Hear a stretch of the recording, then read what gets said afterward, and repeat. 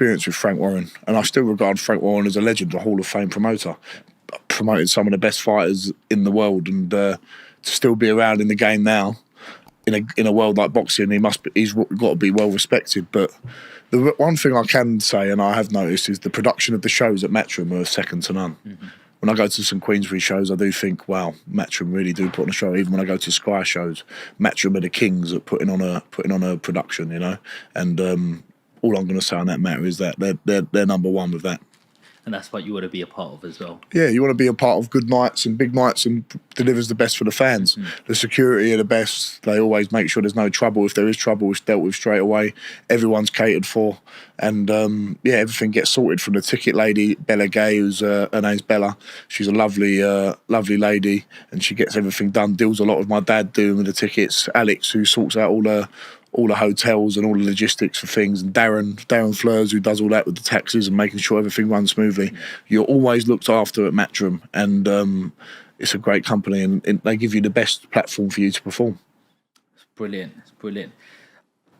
What about in terms of the fight you had with Armstrong? Yeah. It was for a title fight? My first title fight, the Southern Area title fight. The first time the Southern Area has been fought for since 2018, when Daniel Dubois fought, what's his name?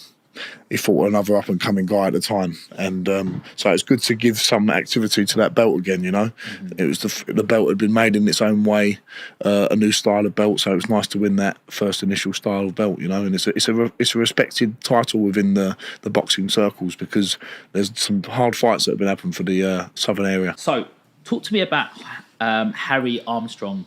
He had a 5-1 record. And it was for the Southern Area Championship. Yeah, the Southern Area Championship in the boxing world and boxing circles, a very, very well-respected belt to win.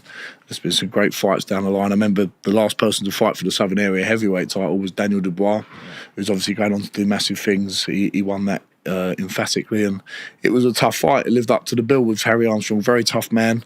Obviously knocked him down in the first 10 seconds. Yeah.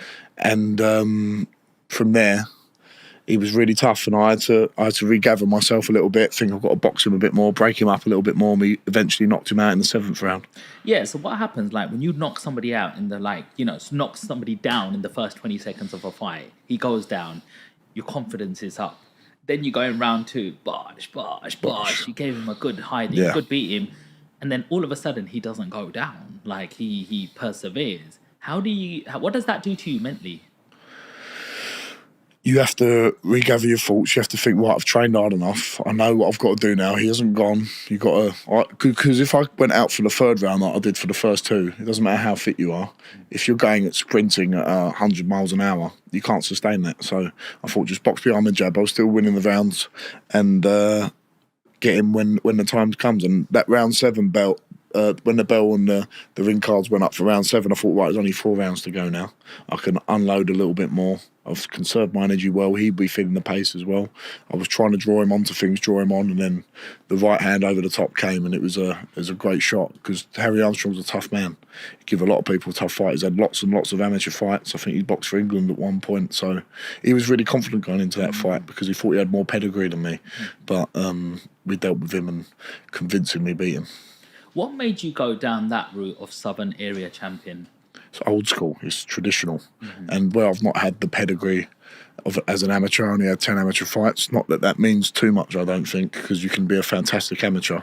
You still got to start again when you turn professional. It's a different sport. But it's a traditional belt to win. I'd love to do the traditional route, Southern Area, English, British, Commonwealth. And it just made perfect sense at the time to have a title fight of that sort and get a bit of legitimacy in my career. So people who did think I'm just a ticket seller, that's all I am. I've won a professional belt here that other people would like to have.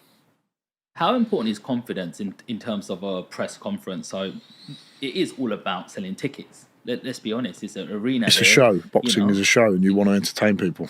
So how much of that show do you bring? Because Tyson Fury is always selling a show out. You can do it single-handedly sometime. How much of a showman are you? Do you like getting on the mic? Do you like trash talking? Like, what's your style? I'm not a trash talker.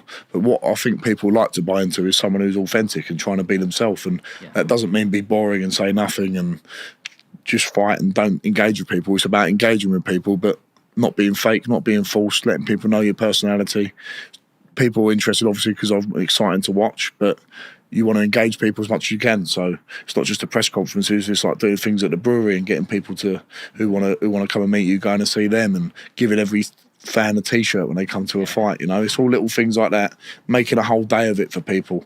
That's what sells as well, and making sure people get good value for their money, because it's a lot in this economic climate for people to spend 60, 100, 250, 500 pounds sometimes for a ticket if they want ringside. So you've got to make sure it's worth it for people the whole day.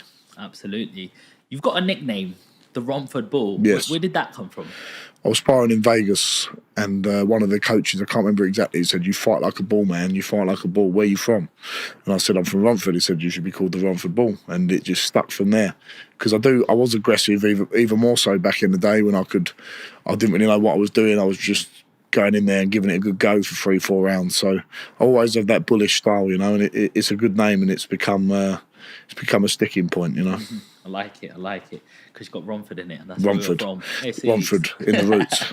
Okay, so let's talk about Emilio Salas. Yeah. He had a 7-win to 4 losses streak. Yeah. Left hook first round. Yeah, that fight, I could sense he was not going to be much cop when I first went in there, because we was really expecting a tricky southpaw. We thought, let's get a southpaw under the belt, because we haven't fought one. He was a Golden Gloves champion back in America in his amateur days, so he's had great pedigree. But I think in the build up to the fight, I could sense a bit of fear within him, and I just don't think he fancied it when we got in the ring. Where's that intuition of sensing that fear come from? Not making eye contact when we're in the face off, Is bit twitchiness in the eyes. Is eye contact really important? Shakiness in the body. I think you can sense a lot from that. I remember I walked out, always look at the venue before I fight when I get there. Okay. He was there as well, and he was nervous. I could sense it, and I think even with that cuffing shot on the left hook around the side, it weren't a clean shot, but you could still feel the power, and I don't think he fancied it too much, so that was disappointing. So we went straight from that fight. A week later, announced we were on the fighting Harry Armstrong on the AJ undercard for the southern area. So you quickly move on, you know. But I was expecting a tough test, an awkward test with a southpaw. Mm-hmm. Eddie Hearn came in the change room before and said he's not going to be easy. Yeah. He's going to give you some rounds to think about. Don't rush in. But that's the way it goes, I guess. What are the dangers of facing a southpaw in the heavyweight division? Obviously, your jabs clash a lot, because you're both, my jab's here, his jab's here. The backhand is a lot more, comes into play a lot more, and that's obviously your power shot. So you've got to be careful. It's very, very easy to land your backhand. So it's a danger for them, but also a danger for yourself. How often do you have to spar to be ready for southpaws? It's more so you do it. I actually sparred a southpaw yesterday for a couple of rounds, but it's more so in your training camp. If you're sparring a southpaw, you want to be sparring. If you're fighting a southpaw, you want to be sparring the southpaws all through your camp for 8 weeks, you know. So when you're in camp, do you try to get a sparring partner which mimics your opponent? Yeah, as much as you can. It's also good to get people who are going to give you good intense work to get your fitness levels up. But if you're fighting someone who's tall and long, you want to get tall and long sparring in. Someone who's more of a boxer than a fighter, you want to get people with more boxing skills. So you get the correct sparring in, because you just get into good habits of preparing for that guy. You need a blueprint, and to work on that blueprint, you need someone who's going to mimic what you're going to get in the fight. Mm-hmm. Nice. Michael, is it Passenger? Michael Reisinger. From the Czech Republic as well. Old spelling mistake. He was a tough man, a proud man. A football hooligan, I think, of some sort in Czech Republic. Round 2 just starts. Big overhand. Yeah. I caught him at the end of the first round as well with a right hand as he came in.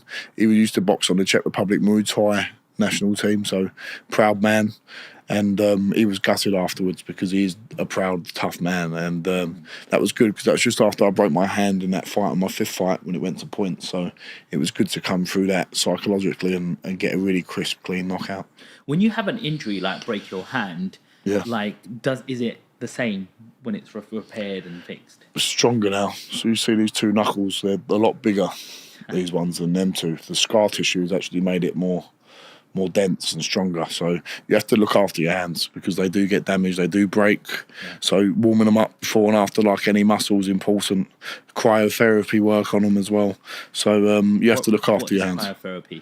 It's a cold treatment, and I can get a spray on it, and that's what I like. Prefer local cryotherapy to the actual chambers. I think an ice bath is better than a chamber. Really? And it just penetrates deep below the skin, gets rid of inflammation. So if you've had a hard spar or been hitting the pads very hard, just a little bit of spray on that for 5 minutes will get that inflammation down quicker and allow it to heal quicker.